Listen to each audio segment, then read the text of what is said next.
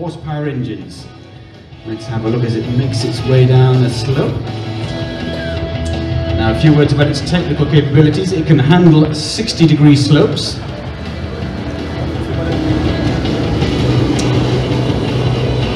And camber of 40 degrees. Now let's see if it makes its way over the boulders.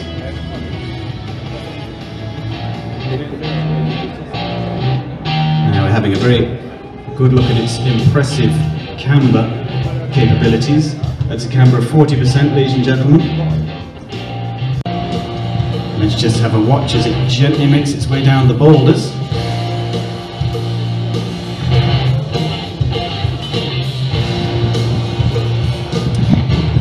Now this ensures a high degree of interchangeability between the different vehicles in the Sherpa family. Another point of interest is that the vehicle itself is aero-transportable and can be rapidly deployed in operating theatres. So with the VLRA2 making its way down the slippery slope on the right hand side.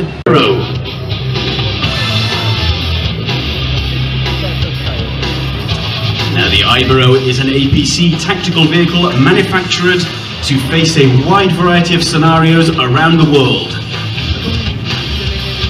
Just a quick item of information, it's making its way very slowly down the slope. Now this is made possible by its very complex wheel retention system, enabling it to maneuver in very slippery conditions.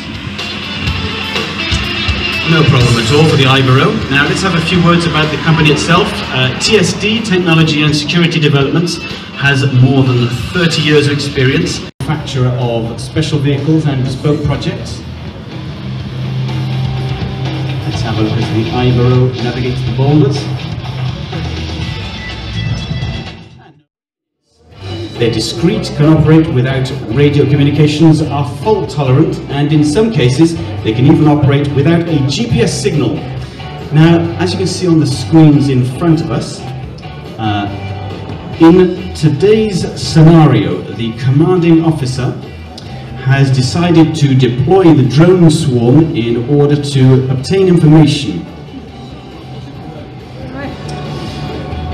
Now there's a suspect activity going on in front of us, and the drones are being sent in to try and have a closer look at that.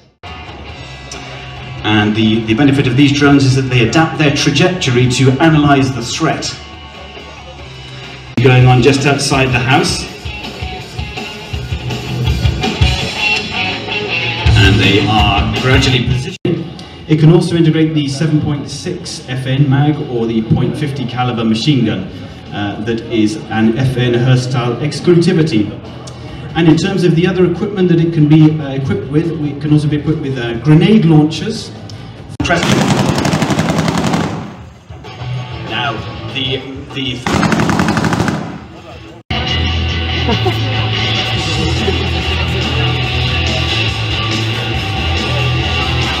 that's very impressive. It seems like you don't even need the driver.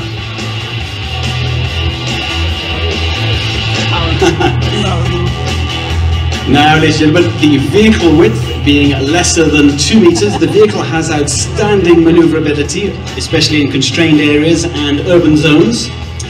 Tecnam upgrades the very reliable engine from 130 horsepower to 200 horsepower, allowing the vehicle to go up to 120 kilometers per hour. It's got a heavy-duty clutch and suspensions. The Monitor has a range of 100 meters and a flow of 6,000 liters per minute. And as you can see on the screens, it is powered by a bronze pump with a capacity of 7,200 liters per minute, which is powered by the power divider.